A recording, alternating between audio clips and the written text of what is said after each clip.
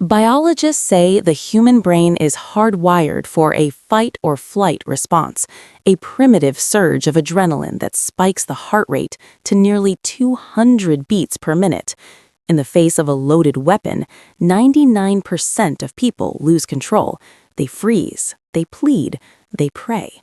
But on a humid Thursday evening inside a private, velvet-lined lounge in downtown Chicago, Lucia Marino did none of those things. When a semi-automatic pistol was shoved inches from her nose, she didn't gasp. She didn't drop the tray of crystal glasses. She simply crossed her arms over her crisp white uniform, looked at the masked intruder with a gaze of absolute ice, and pointed out that his safety was still on. It was the most unnatural display of composure the room had ever seen, and watching from the leather armchair in the center of the chaos was the one man dangerous enough to recognize exactly what it meant. Marco Bellini didn't see a victim. He saw a weapon dressed as a maid. The heavy scent of expensive tobacco and aged bourbon hung in the air of the lounge, a masculine perfume that usually signaled wealth, power, and safety. For Lucia Marino, it was just another smell she'd have to scrub out of the heavy velvet drapes tomorrow morning. It was 8:42 p.m. Outside, the Chicago wind was howling against the reinforced glass windows, but inside, the only sound was the soft, rhythmic clink of poker chips. Lucia smoothed the front of her white apron, her dark hair pulled back into a bun so tight it seemed to hold her very soul in place. She was young, but her eyes held a dead-eyed focus, the look of someone who had seen the world's ugliness and found it unimpressive. She had been the invisible help for the Bellini family for 2 years. It was a job that kept her off the grid, buried in the mundane cycle of starching linens and polishing silver. It was perfect because it was invisible.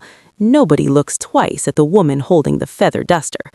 The room was crowded with the city's most dangerous men, but there were only 2 tables occupied.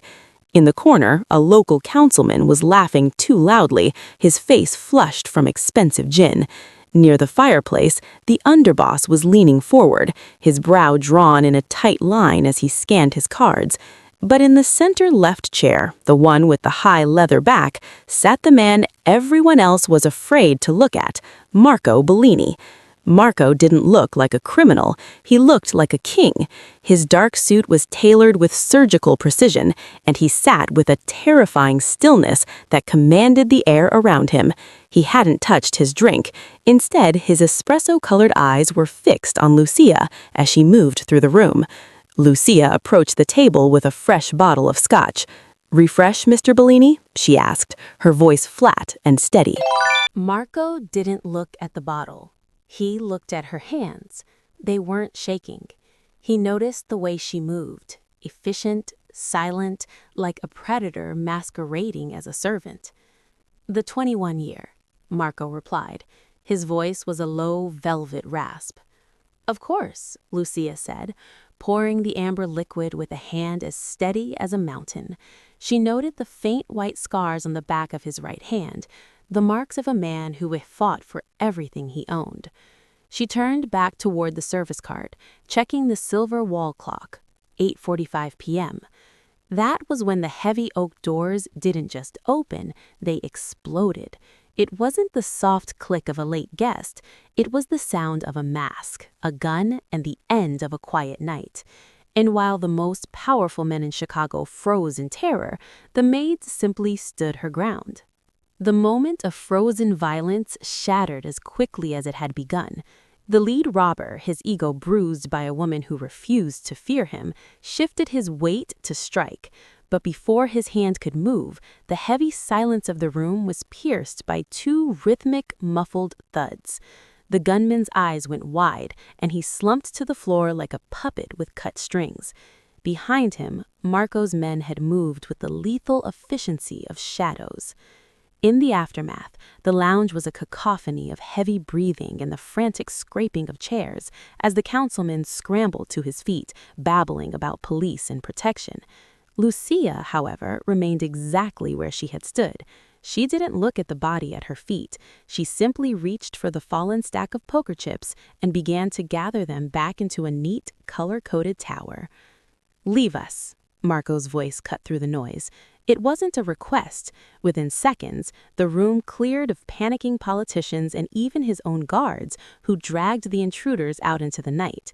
Only Marco and Lucia remained. Marco Bellini stood, his movements fluid and leisurely, and walked toward her. He didn't stop until he was standing directly in her personal space. He reached out, not for her face, but for her wrist. His fingers were warm, his grip firm, but not aggressive. He wasn't looking for a weapon, he was looking for a sign of life. He held her wrist for a long, heavy minute, his thumb pressed against the delicate skin where her pulse should have been racing. He waited for the frantic gallop of a woman who had just stared down a barrel. It wasn't there. Her pulse was a slow, steady, and terrifyingly calm 60 beats per minute. "You're not human, Lucia," he murmured, his voice a mix of awe and cold calculation. He let go of her hand, but his gaze remained locked on hers, dismantling the layers of the invisible maid persona she had worn so carefully. "Most people in your position would be crying. Some would be dead. But your heart didn't even skip a beat when he touched the trigger." Lucia adjusted the cuff of her white uniform, her expression as unreadable as a blank ledger. "Panic is a luxury I can't afford, Mr. Bellini, and adrenaline only makes a mess of the floor." Marco tilted his head, a slow, predatory smile spreading across his face. He realized then that he hadn't hired a maid to clean his house. He had accidentally found a ghost who could navigate the graveyard of his world. "I have plenty of people to scrub floors, Lucia," he said, his eyes darkening with a new, dangerous intent. "What I don't have is someone who can look at a monster and tell him his safety is on. You're finished with the linens. Starting tomorrow, you're going to help me clean up something much larger." The transition was swift and devoid of sentiment. By the following morning, the boutique cleaning agency that had employed Lucia for 2 years received a wire transfer larger than their annual insurance premium. Her contract was not just terminated, it was erased. Lucia packed her life into a single duffel bag, 3 spare uniforms, a worn photograph of her father, and a collection of silence, and was driven in a tinted sedan to the Bellini estate. The estate was a fortress of limestone and glass, perched on the edge of Lake Michigan, a place where the air tasted of salt and secrets. Marco did not meet her in the grand foyer. Instead, he waited in a basement level that resembled a high-tech surgical theater more than a servant's quarter. "Your old tools were designed to remove dust," Marco said, standing beside a heavy steel table. He gestured to a matte black leather case that lay open between them. "These are designed to remove threats."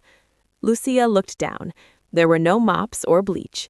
In their place sat a series of specialized devices: contact microphones no larger than a shirt button, fiber optic snake cameras for peering under floorboards, and encrypted tablets loaded with the digital footprints of every man who sat at Marco's table. Beside the electronics lay a stack of thick manila dossiers. "You have a gift, Lucia," Marco continued, his voice echoing off the cold walls. "People talk in front of you because they think you're part of the furniture. They leave their ledgers open because they assume you can't read them. From now on, you will clean this house as you always have, but every scrap of paper in a trash can, every whispered phone call in a hallway, and every nervous glance between my captains belongs to me." Lucia reached out, her fingers trailing over the smooth casing of a wiretap. She felt a familiar coldness settling in her chest. The same professional detachment her father had taught her before he disappeared. She wasn't just a maid anymore. She was the ghost in the machine. "You're asking me to be your eyes," she said, her voice steady. "I'm asking you to be my insurance," Marco corrected. He stepped closer, the scent of his cologne, expensive and sharp, filling her senses. "My brother, my lieutenants, my rivals, they all think the danger comes from the man with the gun. They're wrong.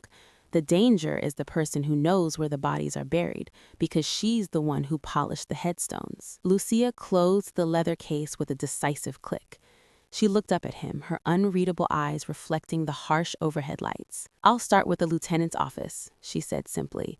The brass on his door handle is tarnished. The heavy, double-leafed mahogany doors of the lieutenant's office creaked with a reluctant groan as Lucia pushed her cleaning cart inside. The room smelled of expensive cedar and the sour metallic tang of nervous ambition. Enzo, Marco's brother and highest-ranking lieutenant, was a man who craved the spotlight but lived in the shadows of his brother's greatness.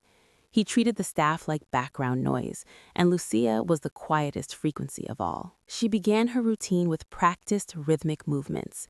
She didn't head for the desk immediately. Instead, she spent 20 minutes meticulously dusting the baseboards and polishing the brass floor lamps, her eyes scanning the room for the subtle shifts in the environment that her father had taught her to notice. A slightly tilted picture frame, a trash can emptied too frequently, a chair pulled closer to the safe than usual. Finally, she reached the desk. It was a sprawling expanse of glass and dark wood, cluttered with the artifacts of a man trying too hard to look busy. Lucia pulled a microfiber cloth from her apron and began to buff the surface, her movements slow and deliberate. With her left hand, she subtly deployed a slim fiber optic camera from her sleeve, threading it into the narrow gap of the locked middle drawer. On the small encrypted screen tucked into the palm of her hand, the contents of the drawer came into focus. Amid the cigars and loose ammunition lay a small leather-bound ledger. It wasn't the official business book she had seen Enzo carrying in the halls. This one was smaller, more personal. She worked the lock with a thin shim, a tool she had kept hidden in the handle of her feather duster, and slid the drawer open just enough to pull the book out. Her heart remained a steady, low hum as she flipped through the pages. The entries were standard until she reached the back third of the book. There, hidden behind a flap of decorative lining, were the red trim entries, notations marked with a subtle red ink that matched the trim on her own uniform. Lucia's eyes narrowed as she decoded the figures. These weren't Bellini accounts.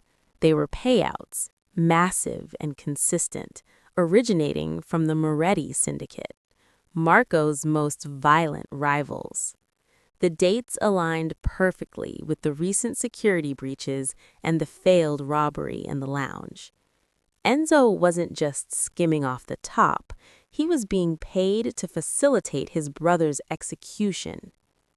A floorboard groaned in the hallway outside. Without a flicker of panic, Lucia slid the ledger back into the drawer, clicked the lock into place, and retracted the camera. When the door swung open seconds later, Enzo walked in, smelling of sweat and cigarettes. He found Lucia exactly where she should be, hunched over the edge of his desk, buffing a stubborn smudge off the wood with a look of vacant, mindless concentration. "You're late with the trash, girl," Enzo barked, not even looking at her as he tossed his jacket over a chair. "Apologies, sir," Lucia murmured, her voice a soft, invisible thread. "The dust was heavier today than usual." She pushed her cart out of the room, the weight of the secret tucked safely into her mind.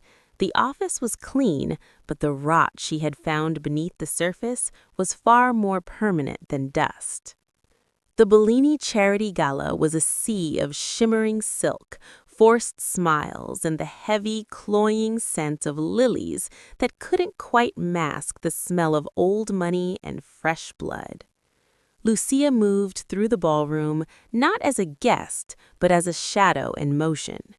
Clad in a formal server's uniform, black this time, with the signature red trim, she carried a silver tray of vintage Cabernet with the practiced grace of a woman who didn't exist. To the titans of industry and the capos of the underworld, she was merely a delivery system for their vices. They looked through her, discussing million-dollar betrayals as if she were as deaf as the marble statues lining the hall. Her target was Salvatore Moretti, the man whose signature was figuratively written in red ink inside Enzo's secret ledger.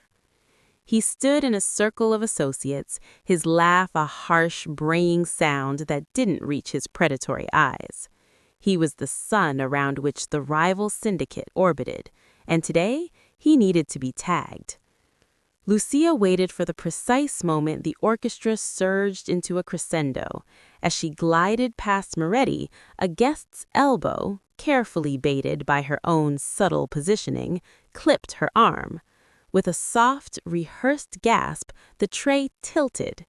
The dark red wine bloomed across the front of Salvatore Moretti's white tuxedo shirt like a fresh chest wound. "Damn it, you clumsy cow!" Moretti roared, his hand flying up to swat at the air. "I am so sorry, sir. Please, allow me," Lucia whispered, her voice a tremor of fake porcelain. She was already there, a linen napkin in her hand, dabbing frantically at the stained fabric. Her movements were a blur of servile panic. Under the cover of the cloth and the chaos of the spill, her fingers moved with surgical precision. While her left hand apologized, her right hand slid a micro-tracker, no larger than a grain of rice, into the deep fold of his tuxedo's silk lapel. It took less than half a second. The adhesive backing gripped the fabric, hidden perfectly beneath the outward-facing seam. "Get away from me," Moretti spat, shoving her hand aside. He looked at her then, but he didn't see Lucia. He saw a nuisance. He saw a stain on his evening. "Of course, sir. My deepest apologies," she murmured, bowing her head and retreating into the crowd. 20 feet away, hidden behind a pillar in the shadows of the mezzanine, Marco Bellini stood with the glass in his hand, watching the exchange. He didn't move toward her, he didn't acknowledge her, but as Lucia caught his eye for a fleeting second, she saw the ghost of a smile pull at the corner of his mouth. She walked back toward the kitchens, her tray balanced perfectly once more. On the small encrypted device tucked into her waistband, a single red dot began to pulse on a digital map of the city. Moretti was no longer a ghost, he was a target, and the invisible maid was the one holding the leash. The library of the Bellini estate was a sanctuary of old paper and silence, the walls lined from floor to ceiling with leather-bound volumes that had likely never been read. Lucia moved through the dim light, the soft hush-hush of her dustcloth against the mahogany shelves, the only sound in the room. She was working on the far corner when the click of a heavy door announced Marco's arrival. He didn't sit at his desk. Instead, he leaned against the rolling ladder, watching her. The amber glow of the fireplace caught the sharp angles of his face, making him look less like a king and more like a man weary of the crown. "You've been here 3 weeks, Lucia," he said, his voice a low vibration in the quiet room. "And yet, if I asked my brother to describe your face, he wouldn't be able to do it. You're a ghost even when you're standing in the light." Lucia stopped her movement, her hand resting on the spine of a book. She didn't turn around. "That's the point of a uniform, Mr. Bellini. It erases the person and leaves only the function. People don't see me, they see a clean room." Marco walked toward her, his footsteps silent on the Persian rug. He stopped just behind her, near enough that she could feel the heat radiating from his suit. "And what do you see when you look at me? Do you see the man or do you see the suit?" Lucia turned slowly. In the intimacy of the library, the power dynamic felt different, less like master and servant, and more like 2 soldiers in a foxhole. She looked at the perfect silk of his tie, then up at the espresso darkness of his eyes. "I see a man who spends $10,000 on a jacket so people will be too intimidated to look at his heart," she said, her voice devoid of its usual servile softness. "Your suit is just a different kind of uniform, Marco. It's armor. You wear it to remind the world that you're dangerous, so they don't notice how tired you are of watching your back." The air between them thrummed with a sudden, sharp tension. It was the first time she had used his name without a title. Marco didn't recoil. He stepped closer, his gaze searching hers. He saw the void he had first noticed in the lounge, but beneath it, he saw the jagged edges of a woman who had been forged in the same fire as he had. "We're the same," Marco whispered, a realization that seemed to both haunt and settle him. Two people hiding behind roles we didn't choose, waiting for the world to stop looking so we can finally breathe. He reached out, his thumb grazing the red trim on her collar, the mark of her service. The world sees a maid and a monster. They have no idea that the masks are the only things keeping the house from burning down. Lucia didn't pull away. For a single heartbeat, the silence of the library wasn't a wait, but a bridge. Then the distant chime of a clock struck the hour, and the masks slid back into place. Lucia lowered her gaze, the invisible maid returning to her work. "The library is finished, Mr. Bellini," she said, her voice once again a flat, professional thread. "I'll see to the hallway next." The following Tuesday, the tension in the Bellini estate had reached a fever pitch. It was a family night, a tradition where the high-ranking captains gathered for a meal to project unity, even as the air crackled with unspoken treachery. Lucia moved around the long mahogany dining table, her white uniform a stark contrast to the dark suits of the men who sat there. She was pouring water, her movements silent, when her internal alarm, the one forged by a father who lived in the crosshairs, began to scream. Enzo was too still. He wasn't eating. He was watching the service door. A waiter Lucia didn't know, a man with a thick neck and a nervous twitch in his jaw, entered carrying a heavy tureen of soup. He didn't head for the center of the table. He detoured toward the head, toward Marco. As he reached the boss's shoulder, the waiter didn't reach for a ladle. He reached into his waistband, the silver flash of a ceramic blade catching the light of the chandelier. The captains froze. The bodyguards were a half-second too far away, their hands caught on the buttons of their blazers. Lucia was 3 feet away. She didn't scream or call out. A warning would be too slow. Instead, she pivoted on her heel, using the momentum of her turn to swing the heavy, circular silver serving tray she was holding. The sound of the blade striking the silver was a sharp, crystalline ring that silenced the room. The ceramic tip, designed to bypass metal detectors, shattered against the reinforced heirloom tray just inches from Marco's throat. Without breaking her stride, Lucia stepped into the assassin's space. She used the edge of the tray like a blunt force weapon, driving it into the man's windpipe with a sickening thud. As he gasped for air, she grabbed the wrist of his knife hand, twisted it until the bone popped, and slammed his head down onto the mahogany table. Silence followed, heavy and suffocating. The assassin lay unconscious amidst the fine china and spilled wine. Lucia stood over him, her breathing shallow but steady. She didn't look at the captains, who were only now drawing their weapons. She didn't look at the blood on her white apron. She looked only at Marco. Marco hadn't moved. He sat perfectly still, a single drop of the assassin's sweat having landed on his silk tie. He looked at the shattered ceramic shards on the table, then up at Lucia. For the first time, his men saw something in his eyes they didn't recognize, a raw, terrifying pride. "The soup is cold, Mr. Bellini," Lucia said, her voice a flat, unwavering thread of ice. She straightened her apron, her face as unreadable as a grave. "I'll bring a fresh course." She picked up the silver tray, now dented and scratched, and walked back toward the kitchen, leaving the most dangerous men in Chicago to wonder how they had all been outmoved by a maid. The following morning, the estate felt like a tomb that had been scrubbed with bleach. The air was thin and frigid, vibrating with the aftershocks of the failed assassination. Lucia was in the north gallery, steam cleaning the bloodstains from the Persian rug where the assassin had been dragged out, when the heavy thud of designer loafers announced Enzo's arrival. He didn't come alone. He smelled of sweat and expensive gin, his eyes red-shot and twitching with a frantic, cornered energy. He kicked Lucia's cleaning bucket, sending a wave of gray, soapy water sloshing across the floor she had just perfected. "You think you're special now, don't you?" Enzo sneered, looming over her. "You think because you swung a piece of silver, you're part of the family. You're a janitor, Lucia. You're a stray he picked up out of the gutter because he liked the way you looked in a bib." Lucia didn't look up from the rug. She adjusted the nozzle of the steam cleaner, the rhythmic hiss of the machine the only response to his venom. The floor was dirty, Enzo. I simply cleaned it.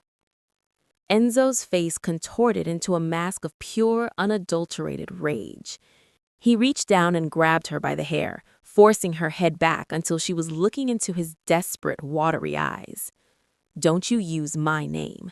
To you, I'm the man who signs your death warrant. My brother is blinded by your little performance, but I see you. I know you're a liability. And in this house, we dispose of liabilities. He leaned in closer, his voice dropping to a jagged whisper.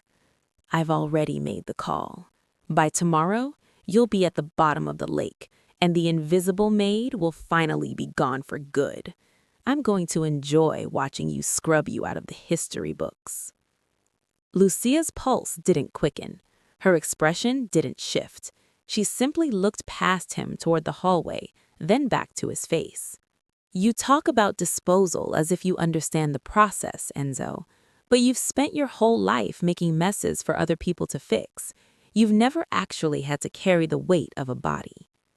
She reached into the pocket of her apron and pulled out a small digital recorder, the kind she had used to clean his office weeks ago. She pressed play. Enzo's own voice filled the gallery, clear and damning, discussing the coordinates of Marco's route with the Moretti syndicate. Enzo's grip on her hair slackened. The color drained from his face, leaving him a sickly shade of parchment. Marco doesn't like messes, Lucia said, her voice a flat, terrifyingly calm thread of ice. And he's asked me to take out the trash. Before he could scream, Lucia stepped into his guard. She didn't use a knife or a gun.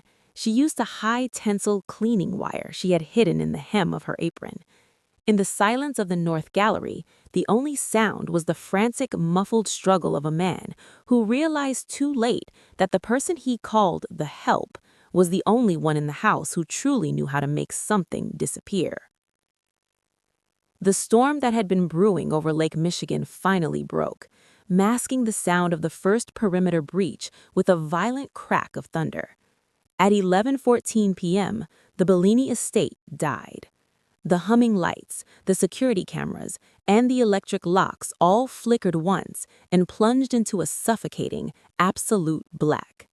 This was the red war signal Moretti had planned, and with Enzo gone, the house's internal defenses were a hollow shell.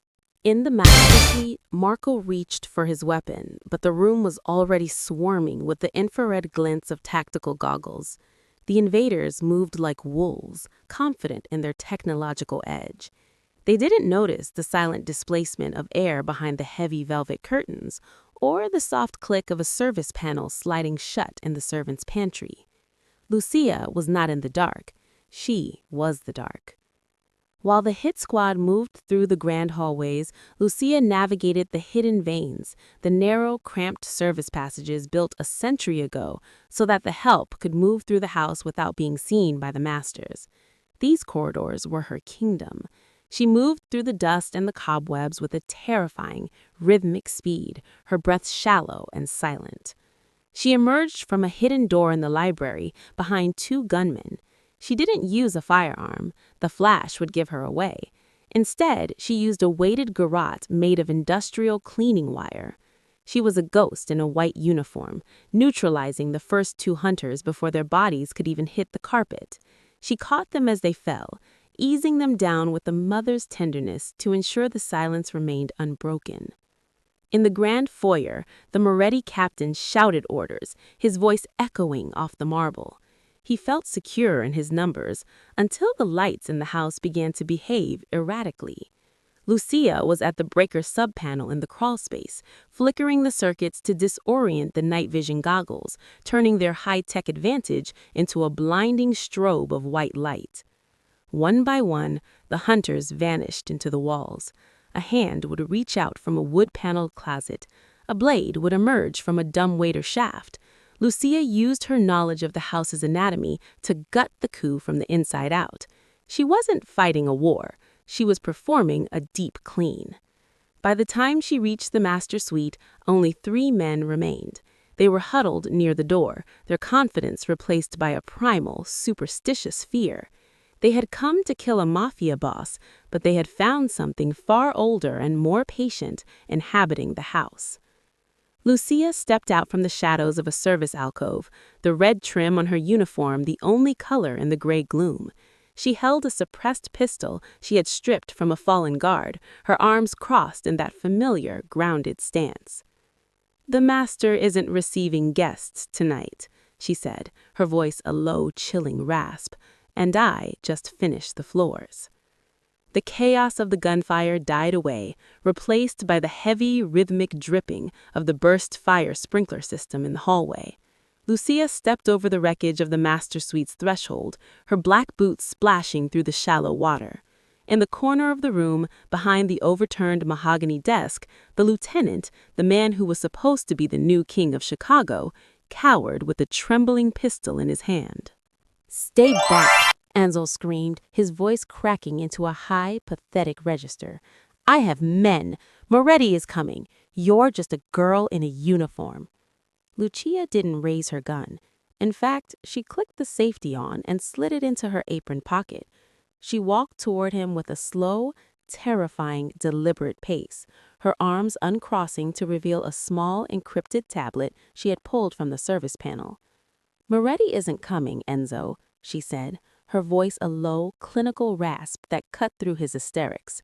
"I sent him the footage of you trying to skim his kickbacks 10 minutes ago. In his world, a traitor is a liability. In mine, a traitor is just more trash to be bagged." She tapped the screen and a series of audio files began to play, recordings of Enzo mocking the very captains he had recruited for his coup, detailing how he planned to dispose of them once the crown was his. The sound of his own arrogance filled the room, cold and damning. "I didn't just clean your office, Enzo. I cleaned your digital life," Lucia continued, stopping 5 feet from him. "Every captain in this family is currently receiving a copy of your offshore bank statements. You didn't want to share the throne. You wanted to sell them out to the feds to clear your own gambling debts. You aren't a leader. You're a bookkeeping error." Enzo looked at the tablet, his face turning a ghostly, translucent white. The gun in his hand felt heavy, useless. He realized then that he hadn't been defeated by a bullet, but by the invisible woman he had ignored while he plotted. He had been dismantled by the person who knew which drawers were locked and why. "Marco." Enzo turned toward the shadows where his brother stood, silent and bleeding from a shoulder wound. "Marco, please. She's lying. She's just a maid." Marco Bellini stepped into the dim light, looking at his brother with a gaze of absolute, frozen finality. He didn't look at the gun. He looked at Lucia, a silent command passing between them. "She isn't the maid anymore, Enzo," Marco said, his voice a velvet growl. "She's the one who decides what stays and what gets thrown away." Lucia reached out, her hand steady as she took the pistol from Enzo's limp, unresisting fingers. She didn't use it. She simply leaned in close, whispering into his ear. "I told you, Enzo, you never learned how to carry the weight of a body." She signaled to the shadows where the remaining loyalists emerged. The invisible woman stepped aside, her face unreadable as the trash was finally removed from the room. She didn't look back. She simply adjusted her apron and walked toward the head of the table. The sun rose over Lake Michigan, casting a cold gold light across the library where Lucia stood, no longer with a dust cloth, but with the weight of an empire resting on her shoulders. The blood had been scrubbed from the marble, and the bullet holes in the mahogany had been filled, but the house felt different. The silence was no longer the quiet of a servant's invisibility. It was the heavy stillness of a ruler's command. The journey of Lucia Marino serves as a profound testament to the value of the invisible. In a world that often measures worth by noise and status, society habitually overlooks those in service roles. Yet it is precisely from these margins that one gains the most unvarnished perspective on reality. Because Lucia was treated as part of the furniture, she saw the truths that men in power hide from one another. Her story teaches us that there is unparalleled strength in observation. The person everyone ignores is often the only one who truly understands the room. Her survival was anchored in the educational value of emotional discipline. While the powerful men around her were betrayed by their own adrenaline, their fear blinding them to the obvious, Lucia's stoicism became her ultimate weapon. This level of self-control is not the absence of feeling, but the mastery of it. It demonstrates that in any crisis, the individual who remains calm is the only one capable of clear-headed decision-making. To master one's pulse is to master the situation. Furthermore, Lucia's transition from the service porters to the seat at the head of the table highlights the integrity of work. Whether she was starching a collar or dismantling a coup, she applied the same meticulous precision. Her character was defined not by the tasks she performed, but by the standard to which she held herself. It is a reminder that excellence is a habit, and how we handle the small, mundane responsibilities of life dictates how we will handle the moments that change history. However, the final transformation brings a sobering reflection on the cost of power. Lucia had spent her life craving the safety of the shadows, using her uniform as a shield against the world. By stepping onto the throne as La Señora, she traded her anonymity for authority. The queen's burden is the realization that once you are seen, you can never truly be hidden again. Power provides security for the family and the legacy, but it permanently erases the peace of the invisible. As she looked out at the city she now helped rule, Lucia understood the final lesson. The price of sitting at the table is the eternal loss of the quiet life she once protected.